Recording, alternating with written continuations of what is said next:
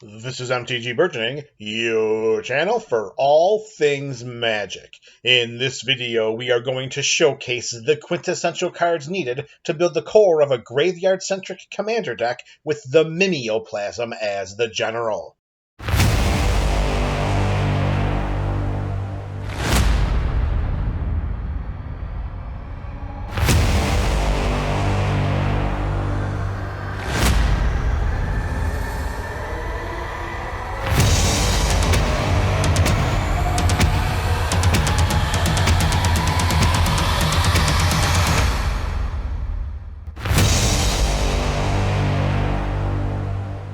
The Mimeoplasm debuted as the front-facing commander option to the Devour for Power pre-constructed EDH deck from the original Commander 2011 product. Mimi is a 0/0 ooze for 2 in Sultai colors. That's 1 green, 1 blue, and 1 black mana. As it enters the battlefield, we may exile 2 creature cards from graveyards. If we do, then it enters the battlefield as a copy of one of those cards, with a number of additional +1/+1 counters on it equal to the power of the other. Although it is tempting to sculpt the core of this build with various ways to get our opponent's creatures into their graveyards, that path is risky because we never know what creatures, if any, are lurking in the decks of our opponents. Instead, we will craft the core of this build with our own sacrificial fodder for Mimi. Our plan is to get our creatures into our graveyard, cast the Mimeoplasm, exile our buried creatures, and attack with our overpowered general, knocking one opponent out of the game after another through this Voltron-esque dynamic. We begin the core of this build with various ways to get our creatures into the graveyard. Let's take a direct library to graveyard approach by including copies of Entomb, Unmarked Grave, and Buried Alive. At instant speed, Entomb puts any card into our graveyard.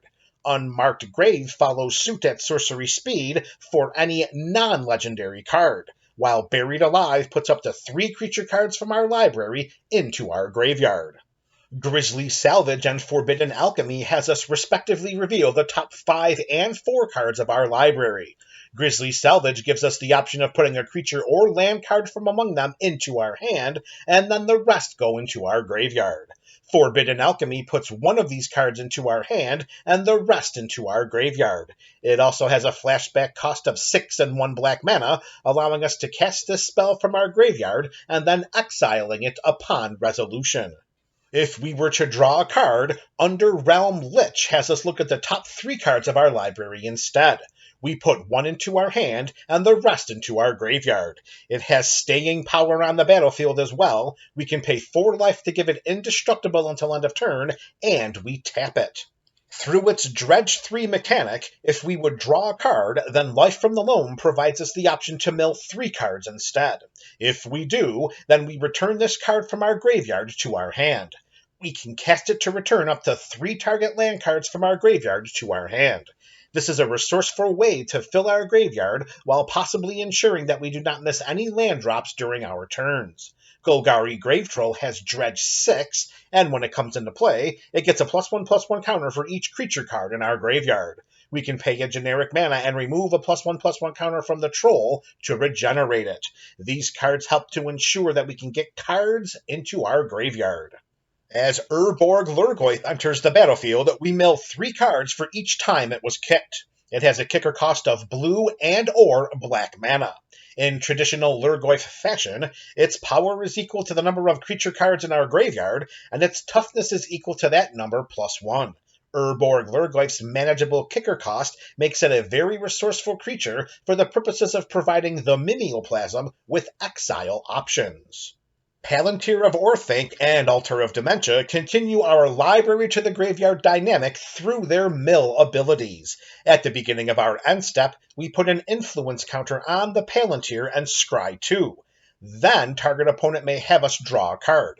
If that player doesn't, then we mill X cards, where X is the number of influence counters on Palantir of Orthanc, and then that player loses life equal to the total mana value of those cards.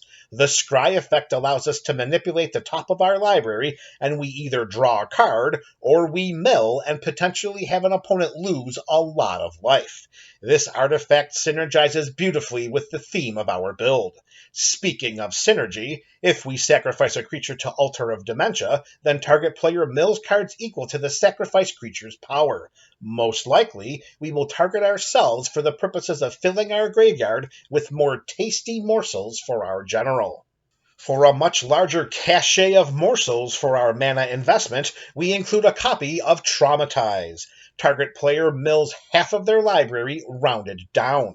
This sorcery should put more than 40 cards into our graveyard in one shot. As we will demonstrate later in this video, there should be an ample supply of creatures for the Mimeoplasm to absorb. Putting cards into our graveyard directly from our library is not the only way we can get creature cards into our graveyard. Survival of the Fittest and Fauna Shaman have abilities that allow us to pay 1 green mana and discard a creature card in order to search our library for a creature card, reveal it, and put it into our hand. For Fauna Shaman, we have to pay this green mana and tap her. Careful Study and Frantic Search have us draw 2 cards and then discard 2 cards. Frantic Search also allows us to untap up to 3 lands. Fact or Fiction has the potential to put even more cards into our graveyard. We reveal the top 5 cards of our library, an opponent separates them into 2 piles. We put 1 pile into our hand and the other pile into our graveyard. Casting Fact or Fiction at the end of our last opponent's turn could set us up for great success during our next turn. Now that we have showcased a variety of ways to get creature cards into our graveyard, it is time to reveal the creatures that we want the Mimeoplasm to exile. We have 2 categories of creatures here, the body creatures and the +1/+1 counter creatures. We begin with the body creatures. Skithiryx the Blight Dragon is a 4/4 that has flying, can gain haste until end of turn for a black mana, and can regenerate for 2 black mana. It also has Infect, which means it deals damage to players in the form of poison counters, and deals damage to creatures in the form of -1/-1 counters. If a player has at least 10 poison counters, then they lose the game. Spirit of the Night is a 6/5 that has flying, trample, haste, protection from black, and has first strike as long as it's attacking. Tyrannax Rex is an obscene 8/8 that has trample, ward 4, haste, and toxic 4, which means if it deals combat damage to a player, then that player also gets 4 poison counters. These 3 creatures are our first choices to be the body of the Mimeoplasm. The powerful combination of haste and evasion cannot be overstated here. Without it, our general is susceptible to sorcery speed removal before we even had a chance to send it into combat. Although it's only a 1/1, Blighted Agent is unblockable and has Infect. We only need to put a minimum of 9 +1/+1 counters on it in order to swing for lethal Infect damage. Yukima Stalking Shadow is just a 2/2, but it cannot be blocked, and when it enters the battlefield, it deals X damage to target player and we gain X life, where X is its power. As we will demonstrate later in this video, when copied by the Mimeoplasm as it comes into play, Yukima has the potential to one-shot an opponent with lethal direct damage. Joda's Avenger is a 4/4, but it has an activated ability that makes it one of the most versatile and dangerous creatures in this build. For 0 mana and until end of turn, Joda's Avenger gets -1/-1 and gains our choice of Double Strike, Protection from Red, Vigilance, or Shadow. A creature with Shadow can block or be blocked by only creatures with Shadow, making it virtually unblockable. Note that we can activate Joda's ability more than once per turn. If the Mimeoplasm becomes a copy of Joda's Avenger, along with a boatload of +1/+1 counters, then we can give our general Double Strike and Shadow until end of turn, and easily knock an opponent out of the game with lethal commander damage. Sheoldred Whispering One is a 6/6 with Swamp Walk, making her an unblockable threat to any opponent that has a swamp on their side of the battlefield. Her recursive ability synergizes beautifully with the theme of this deck, and her sacrifice effect will keep our opponent's sides of the battlefield sparsely populated. Inkwell Leviathan is a 7/11 with Island Walk, Trample, and Shroud. If an opponent does not control any islands, then they still must contend with a massive stompy trampler. Rexiel the Risen Deep is a 5/8 that has both Swamp Walk and Island Walk, allowing it to swim in for unblockable damage twice as frequently. And when it does, we may cast target instant or sorcery card from that player's graveyard without paying its mana cost. Avatar of Woe was a 6/5 with Fear, meaning that it can only be blocked by artifact creatures and or black creatures. Avatar of Woe was a stalwart by herself, as we can cast her for just 2 black mana if there are at least 10 total creature cards in all graveyards. We also can tap her to destroy target creature, and it cannot be regenerated.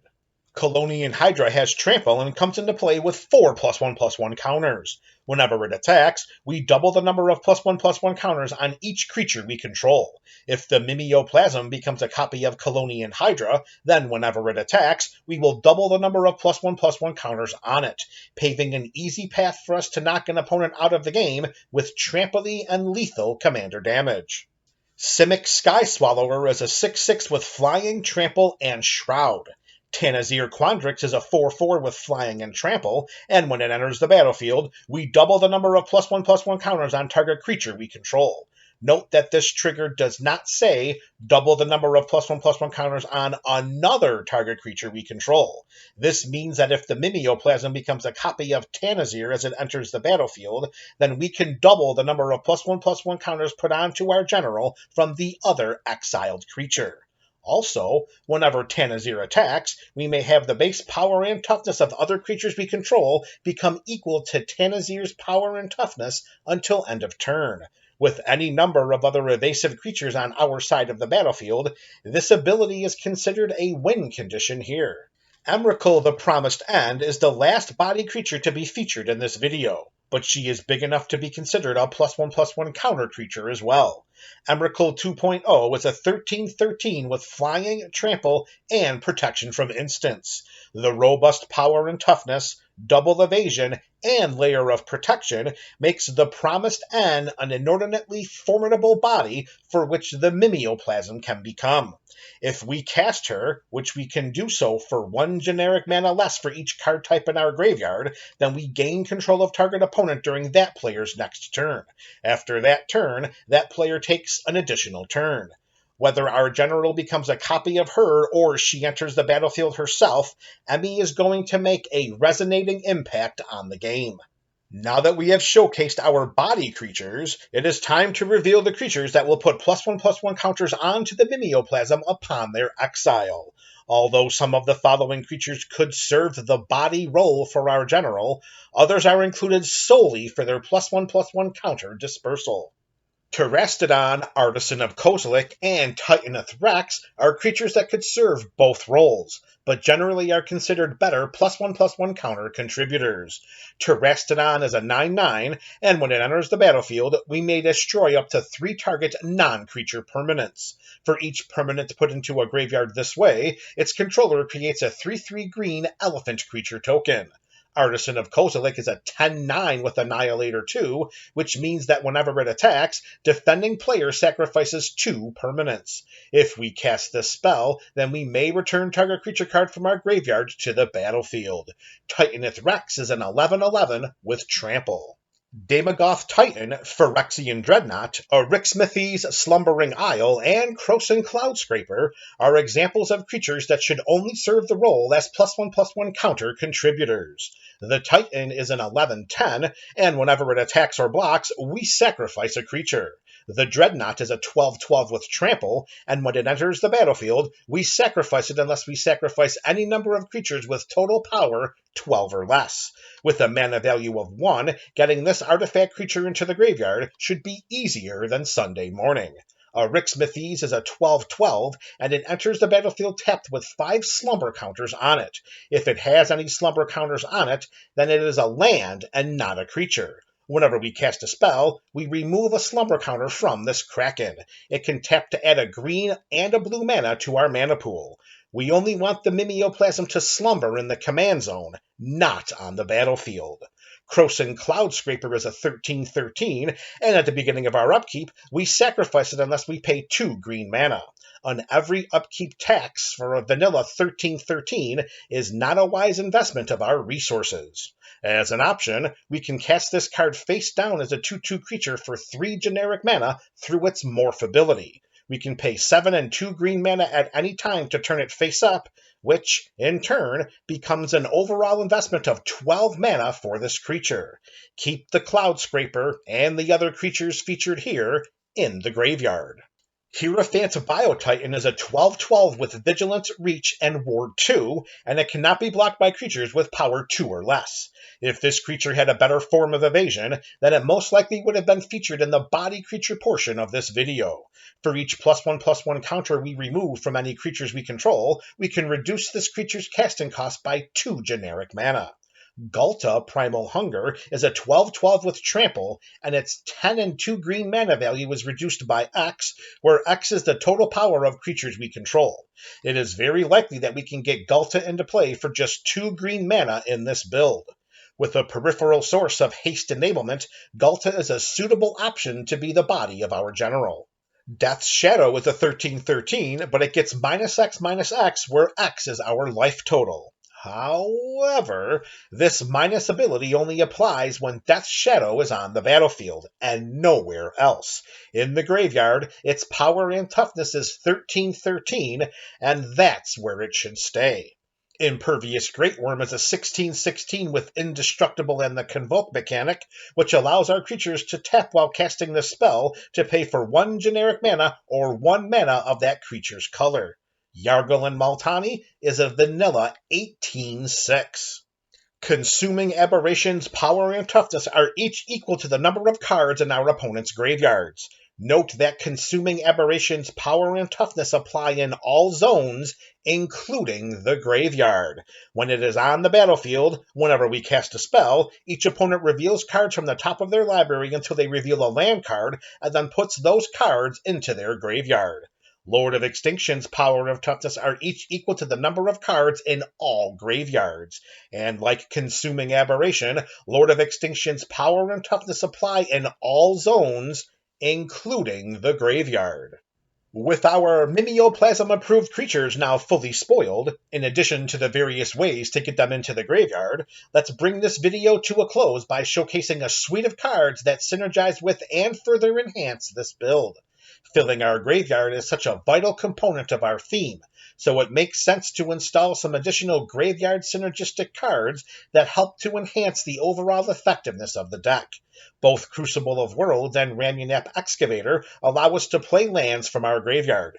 It is likely that our graveyard will be teeming with land options, and these 2 cards help to ensure that we never miss a land drop. Muldrotha the Gravetide takes up our graveyard accessibility a few notches. During each of our turns, we may play a land and cast a permanent spell of each permanent type from our graveyard. Muldrotha's ability allows us to utilize our graveyard for additional resources. Since the placement of +1/+1 counters onto the Mimeoplasm is a key component to our primary path to victory, let's enhance this dynamic by including Branching Evolution, Corpsejack Menace, Vorinclex Monstrous Raider, and the Ozolith. If one or more +1/+1 counters would be put on a creature we control, Branching Evolution and Corpsejack Menace put twice that many +1/+1 counters on it instead. Vorinclex, who could be considered a viable body creature for the Mimeoplasm, doubles the number of counters we put onto permanents or players. The Monstrous one also halves the number of counters our opponents put on permanents or players, rounded down. For the purposes of preserving our +1/+1 counters, whenever a creature we control leaves the battlefield, if it had any counters on it, we put those counters onto the Ozolith. At the beginning of combat on our turn, if the Ozolith has any counters on it, we may move all counters from it onto that creature. This makes one-shotting an opponent even easier. As haste is a vitally important ability for the purposes of maximizing our general's effectiveness, including haste enablers like Concordant Crossroads, Lightning Greaves, and Swiftfoot Boots, ensure that we can attack the turn we get the Mimeoplasm onto the battlefield. Note that Concordant Crossroads gives all creatures haste and not just ours. Also note that, in addition to haste, the Greaves and the Boots give equipped creatures Shroud and Hexproof, respectively. Keep in mind that these equipment cannot be attached to creatures with Shroud. The Mimeoplasm is a lightning rod for attention. It is justifiable to include various ways to dance around this inevitability while still utilizing the powerful creatures we have showcased in this video.